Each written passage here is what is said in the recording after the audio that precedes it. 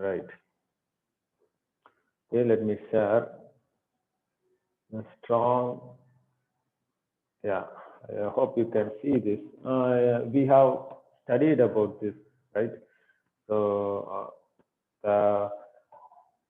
this is a strong perfect verb pattern. The katal, katla, kataltha, katalth, katalthi, katlu, kitalthem, kitalthen, katalnu. So this is the strong verb pattern. So I told you that the three root letters will remain same, only the vowel patterns and some endings will change. Okay, this is the usual strong perfect verb pattern for any three root Hebrew verb. Okay, if there is three root Hebrew verb, so this is the common. This is the most common strong perfect verb pattern. Okay, please note it down. Now let us move on further and let us see. This morning I have shared with you in your class something. Let me open it now. So sharing, right. So here, if you see this chart here, there are some verbs. Please note it down. There are some verbs that ends with hey.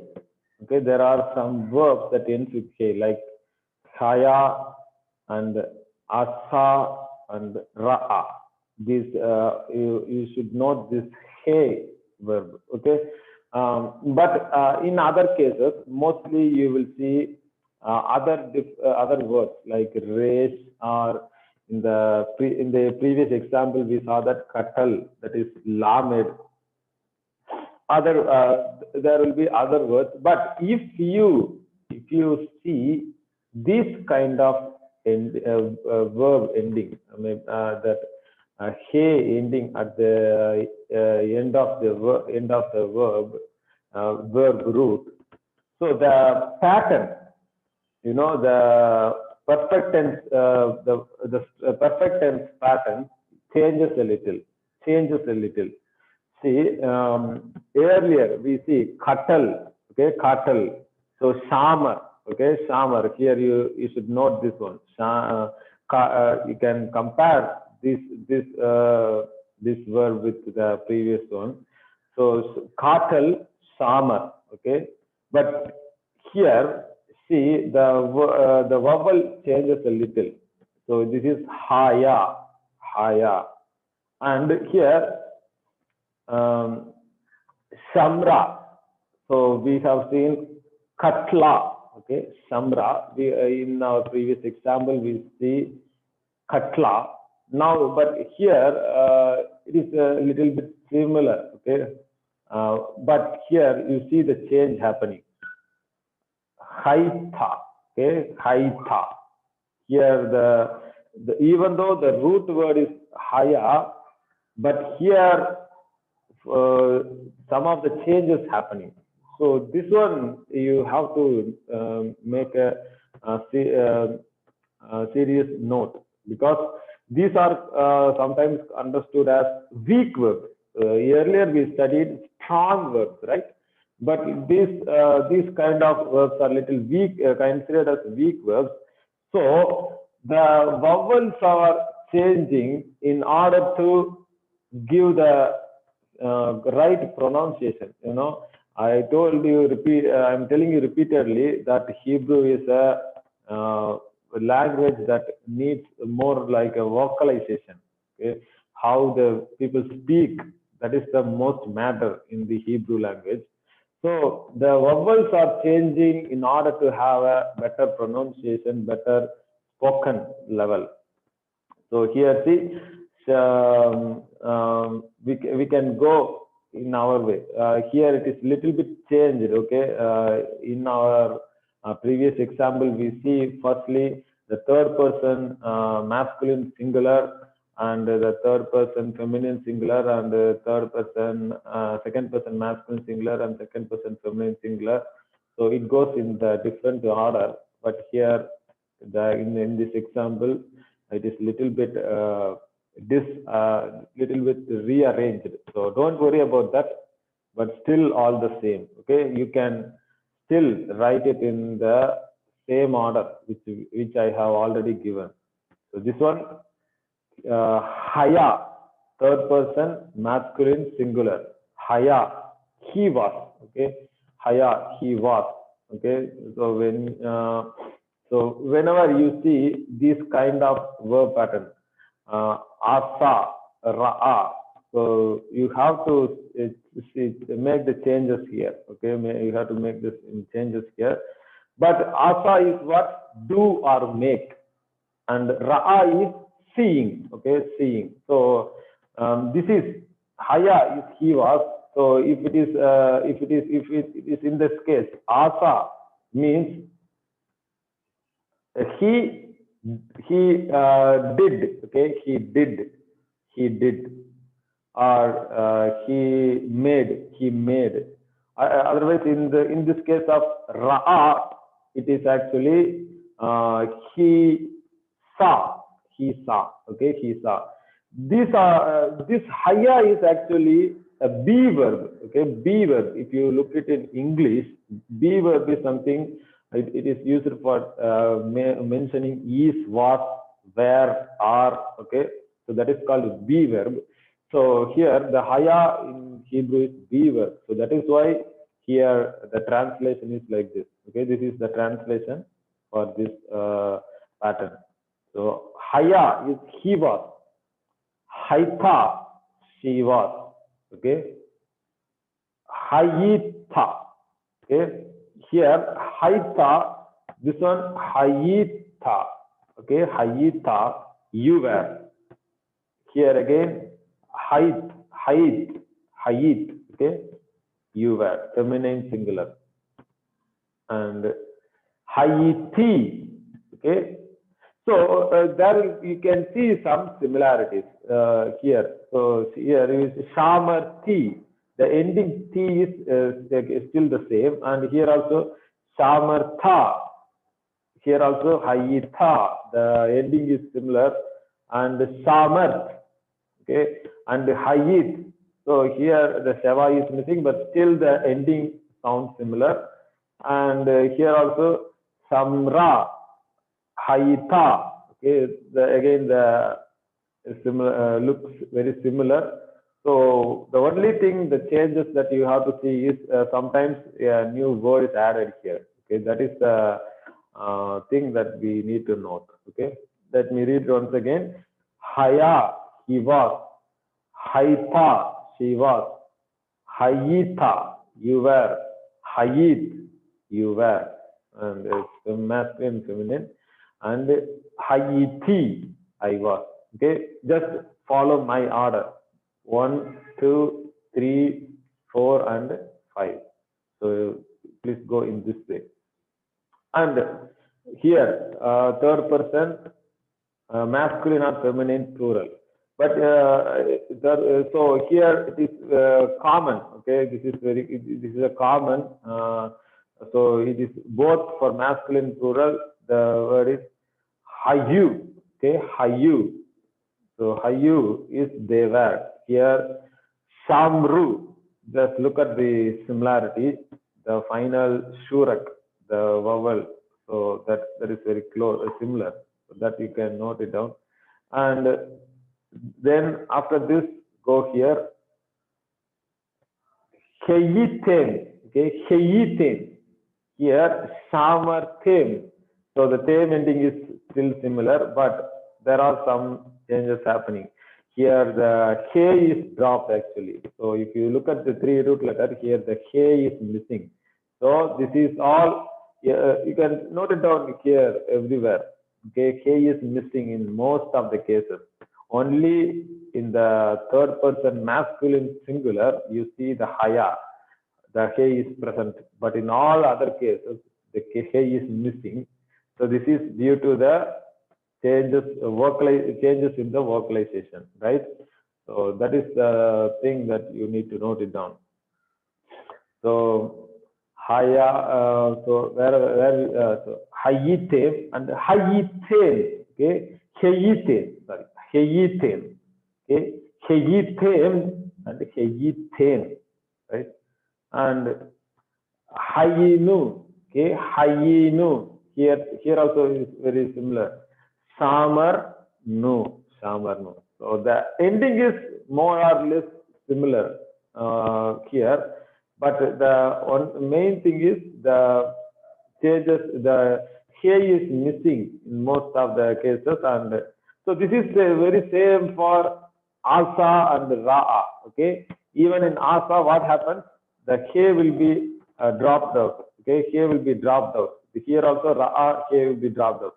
So if you want to read asa or ra'a, so it goes something like this. Okay, here asa.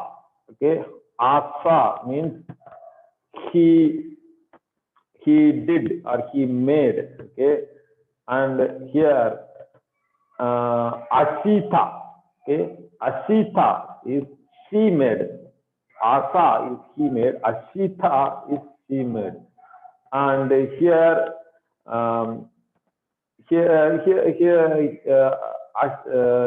here you should not say Ashita, since here this also looks very similar. Ashita, so Ashta, okay, Ashta. The here it should be a silent shava.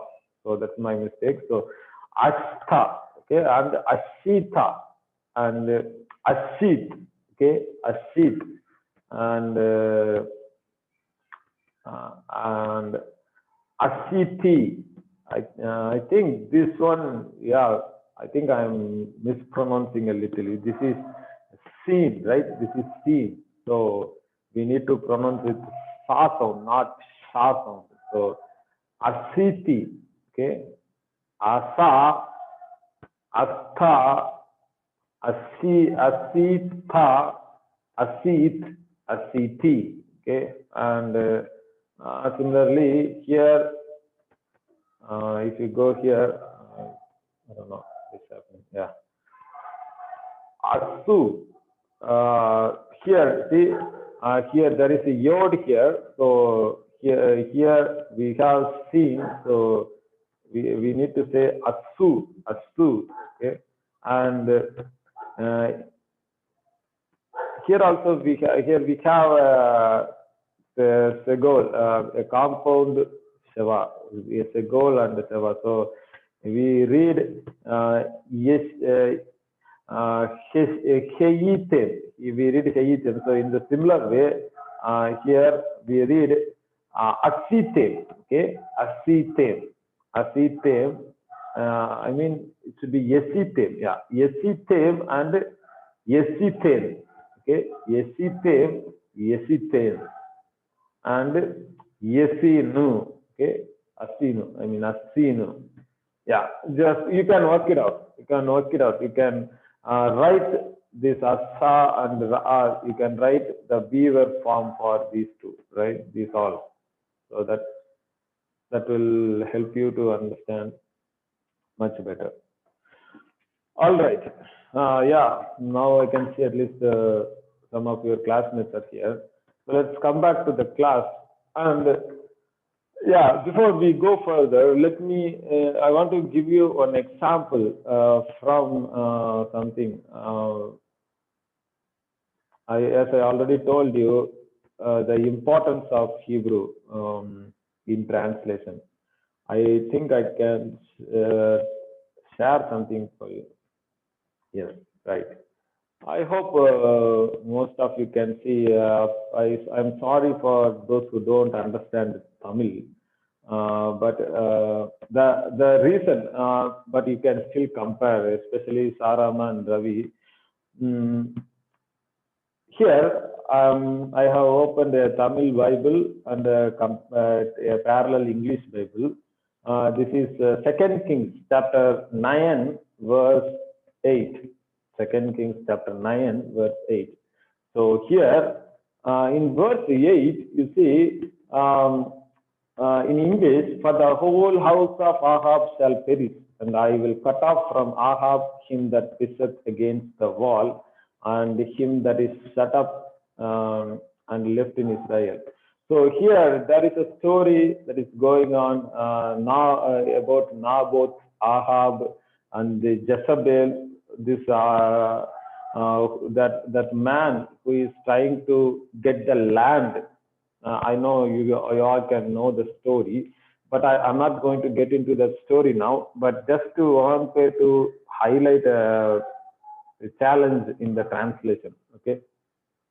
So here in the English translation itself, it says, "For the whole house of Ahab shall perish, and I will cut off from Ahab him that pisseth against the wall."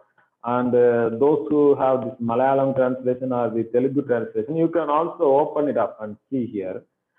In the Tamil translation, interestingly, it says, let me read it in Tamil.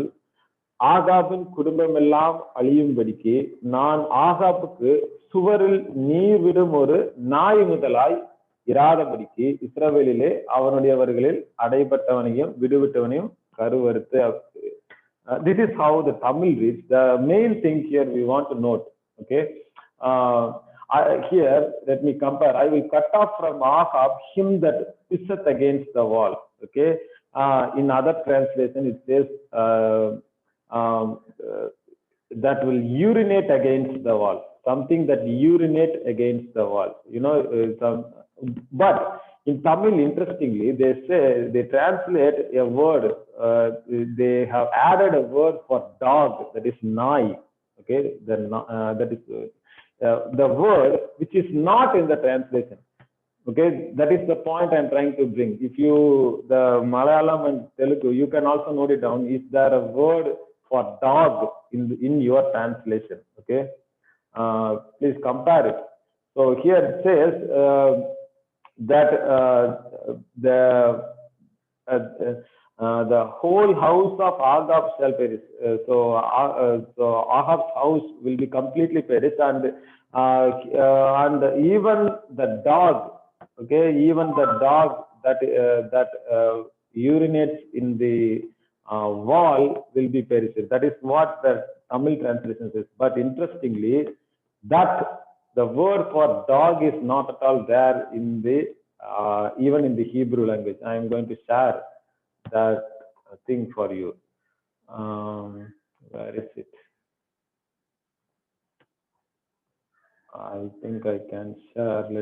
Let me see whether the sharing is possible. All right. I hope you can still see. Right. So here, here in this, here you can see the various translations that tells about here, for the whole house of Ahab shall perish, and I will cut off from every male. Okay, here this is ESV translation. It says every male. This is not every dog. That is what the translated in Tamil. It says similar, something like, I will cut off from Ahab every dog that urinates in the wall. So, and even in the NAS, New American Standard Bible, the translation is, for the whole house of Ahab shall perish, and I will cut off from Ahab every male person. So this is the interesting fact. Here, even in the Hebrew, if you look at the Hebrew language, see, this is the word. This is the word that is translated. That is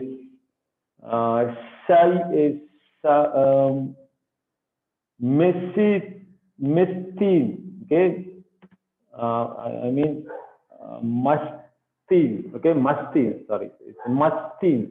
Mastin. That is a verb. That is a verb that tells about the urinate. Urinate. Somebody who is urinating in the wall. So the idea is actually the it is assumed that it is only the it is a male person. Okay, it is the idea is the people they translate in as a male person. Most of the translations prefer that all the males shall be cut off, but when it comes to the Tamil language, the translator they understood that this they could not imagine what is happening, who will urinate in the wall. Okay, they could not imagine that a male person would urinate in the wall. So if you look at in the most of the Indian context, the dogs they go and urinate in the wall, and they urinate in the tires everywhere. You see that is very common analogy in common idea that is in the Tamil Nadu. So that is the very interesting fact. They supplied this word um, dog. Okay, this word uh, dog here, nai mudala irada vadiki. That is God will even kill every dog that is there. So these things, this is very interesting thing that I wanted to tell with you. So that is the one important thing. So we need to consider these translation challenges whenever you face it. Okay, so when you are studying, you are preparing for any sermon, or when you are preparing for any reading, when you come across something challenging, you need to always consult, and you need to always try to go back to the original language and see what is kind of expression there.